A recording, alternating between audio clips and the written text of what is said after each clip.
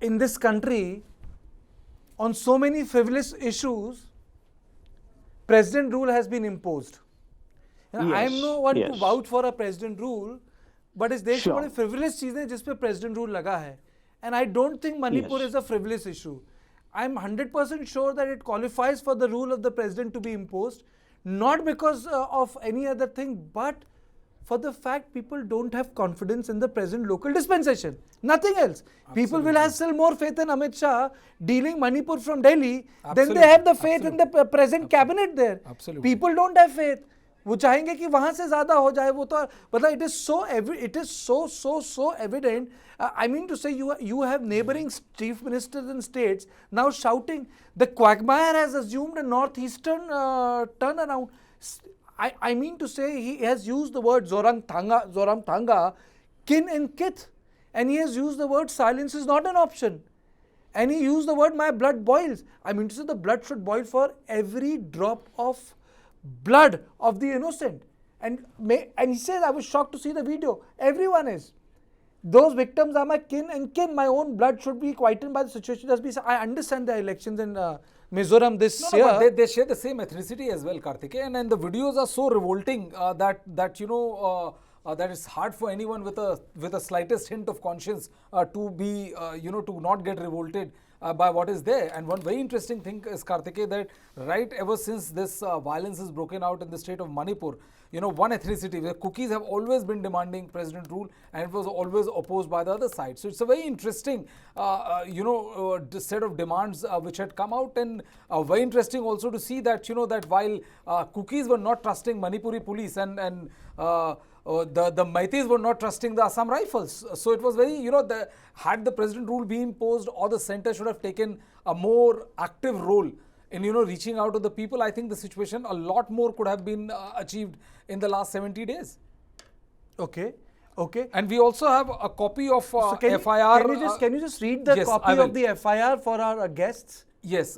We have this copy of the FIR which is here with us. It was written to the office in charge, Saikul Police Station, Kangpokpi District, Manipur.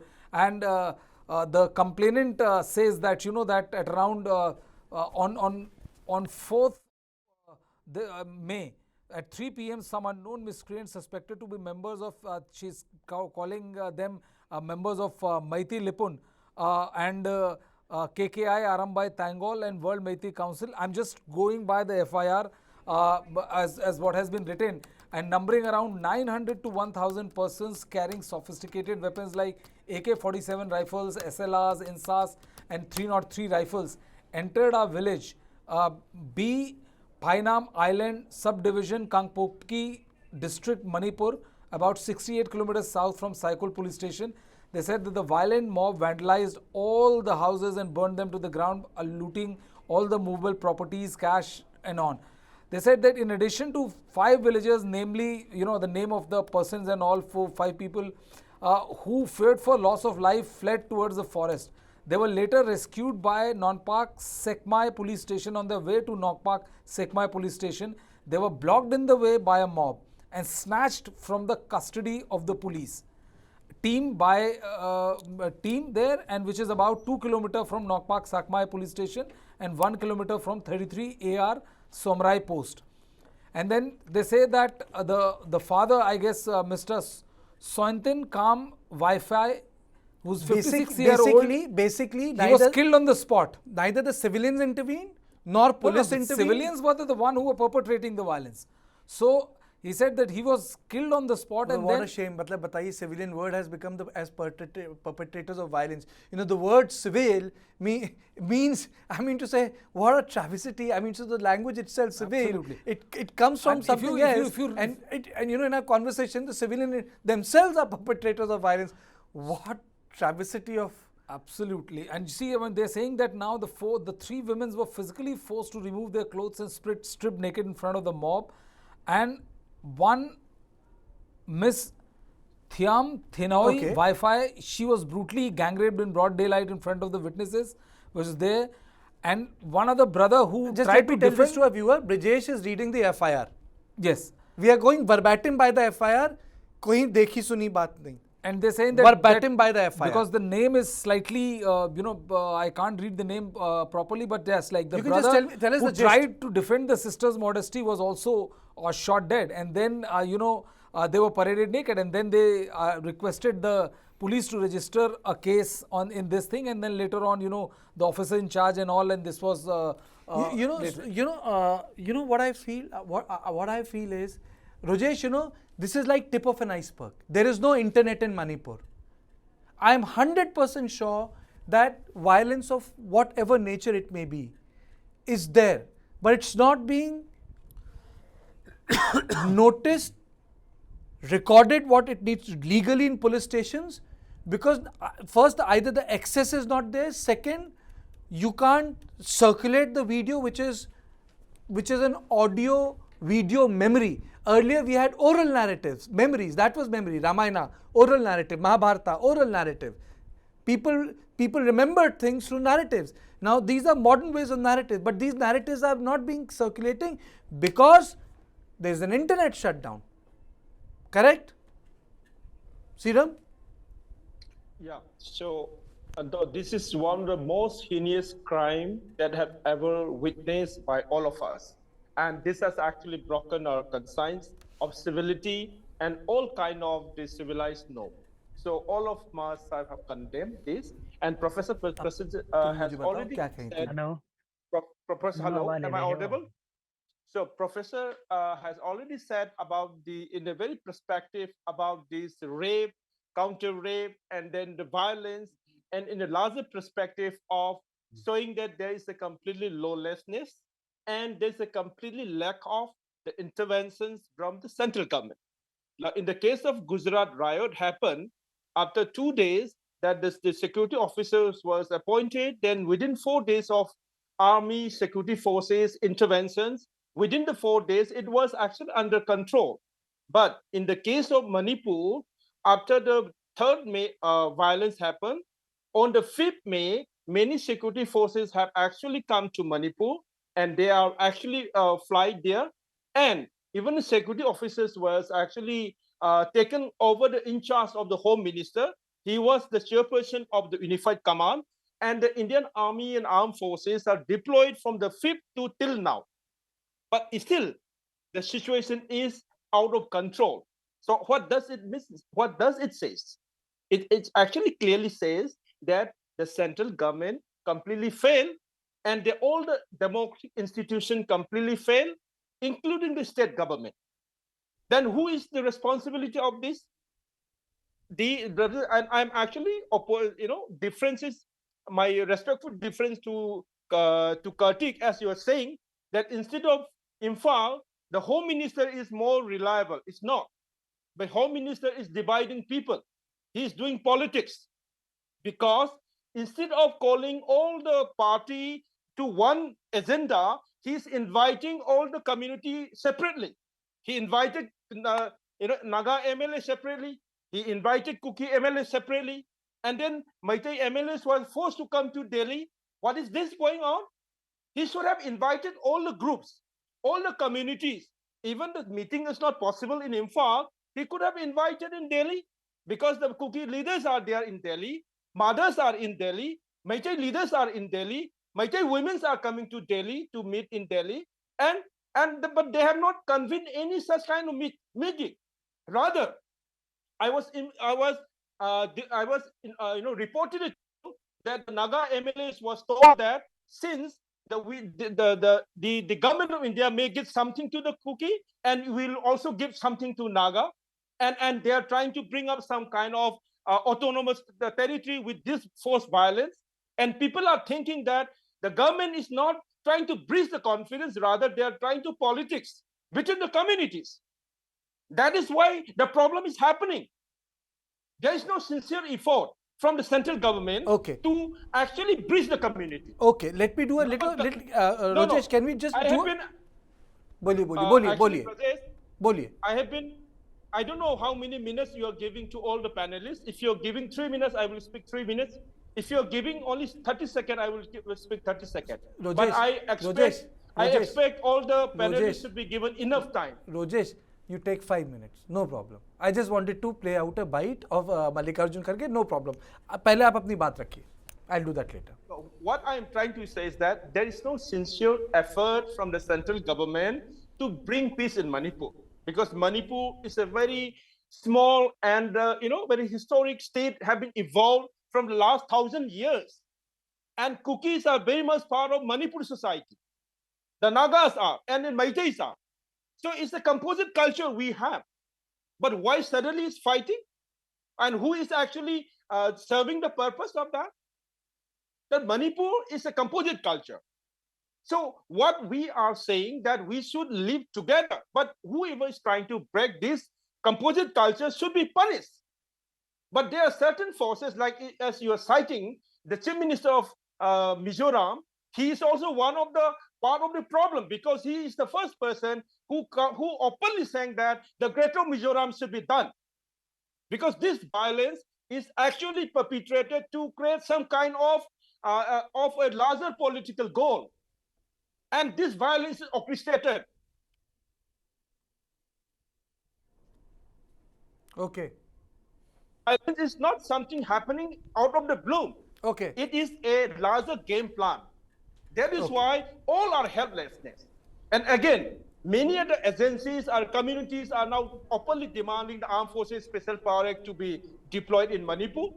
And again, many of the groups are actually delegitimizing the women's movement of the Mara Paina Paibi and other, only because they are stopping the Assam Rifle when they are transporting the area. The why they are stopping, because in the report and many other reports from the newspaper, from the testimonies, there are enough evidence that the security forces are also indirectly watching when their homes are being attacked. So the security forces, which are supposed to be protecting the communities, they are just like a silent spectator. Okay. Like I am not accusing the person, but I am saying that they have not done their duty. They are like deploying as a foreign army to a peacekeeping force to other country. But in Manipur is part of India. Indian security forces have some responsibility. If they are not doing the responsibility, who will do that? So that is why the conflict is continuing. The conflict is continuing, and if this is... So my question to you, Professor, is despite everything, in Parliament special gesture was not shown. Today they could have discussed it. Any matter can be taken up in Parliament. I have come at this august institution for more than 20 years. It's only during the pandemic I stopped going to Parliament, and I started going to Parliament from 2003. And I continued to cover it till 2020. Uske baad se I have been a completely irregular. I could say that I am a lapsed Parliament journalist, bona fide journalist, but a lapsed Parliament one. Spent good 17 years of my life, going to every part of that Parliament. They didn't do it today. And I'm sure it will not happen tomorrow. And today, the politics was, my hate versus your hate, typical social media of United States of America. So on one hand, you have the Manipur issue, and on the other hand, you have people talking about, let's talk about Chhattisgarh and Rajasthan. So you just don't want to look into the gravity of the situation of Manipur. So you make it about the whole of the, it's disappointing is the word, Professor, today.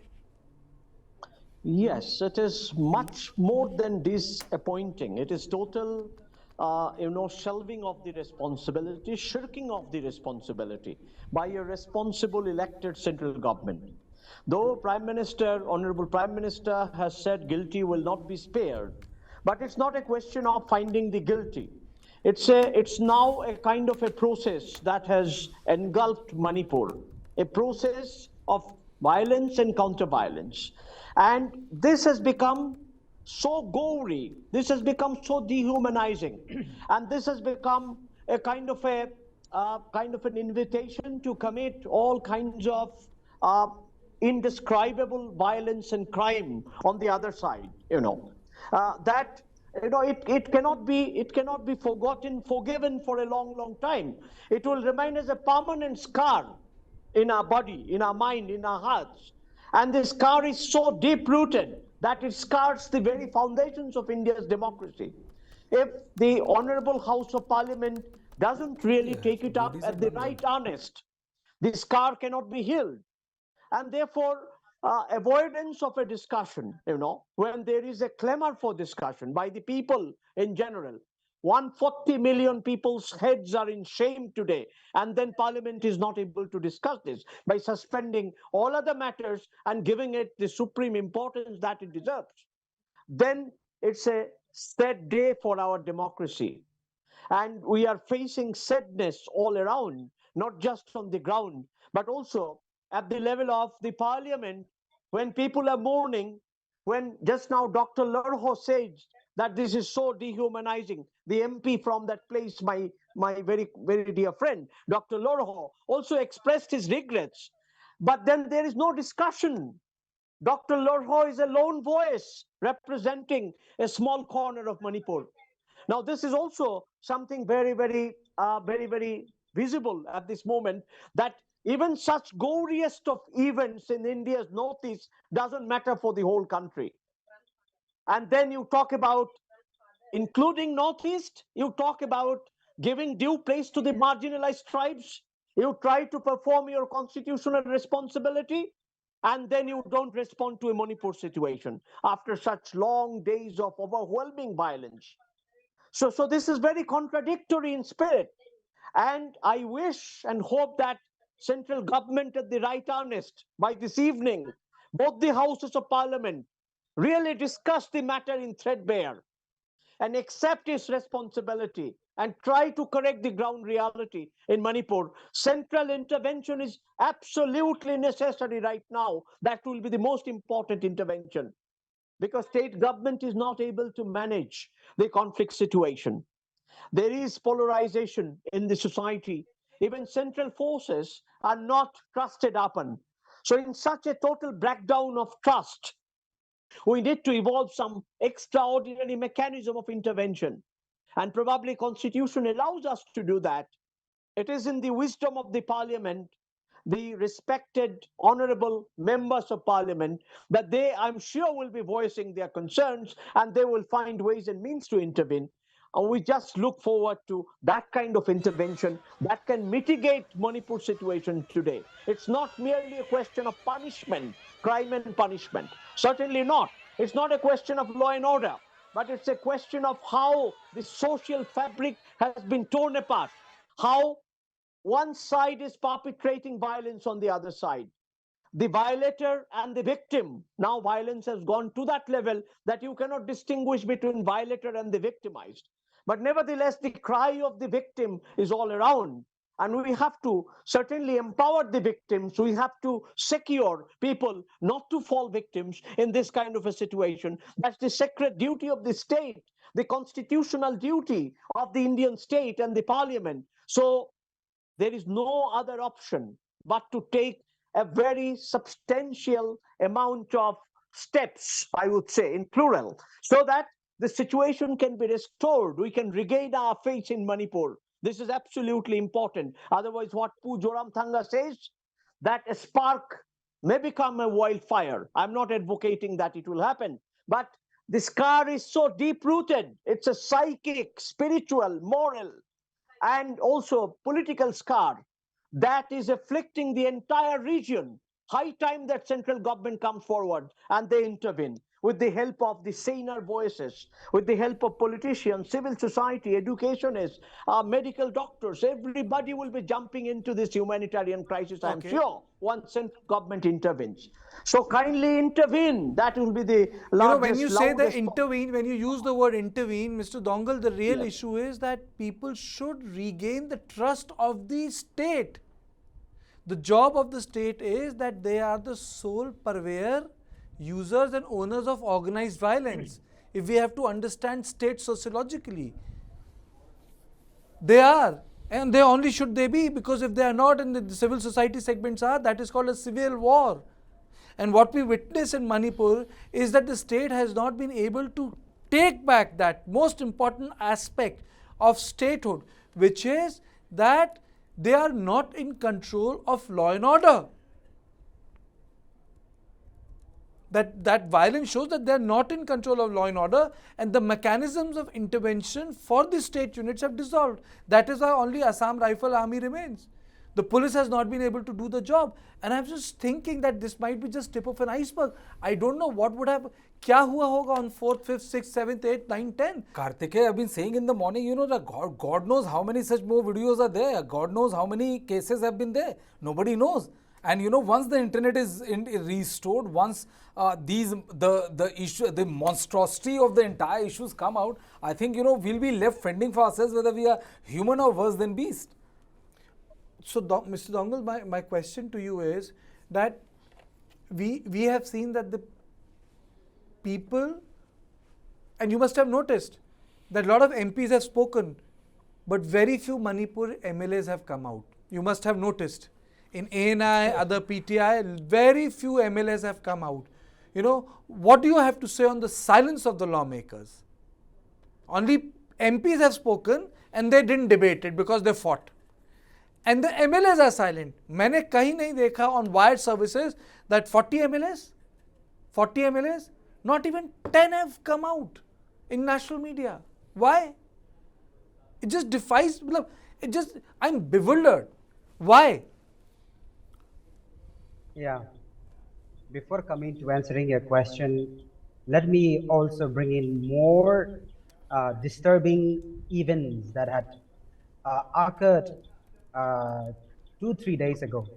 We have seen on 18, if I'm not mistaken, on 18, Amar community, a person belonging to Amar community, Kukijo community, who was traveling from Guwahati to Kerala to find a job. A married man was dragged down somewhere in Kerala, and when spoken to his wife, she said that my husband painstakingly narrated about the ordeal that he had to undergo, and that he was being surrounded by some Meitei miscreants in Kerala, and then the next day we see his lifeless body lying on the trek somewhere in Kerala. This happened. I don't know if you're aware of this, and this has been circulated across the media. Secondly, we have also seen the mistrust that is already so deep.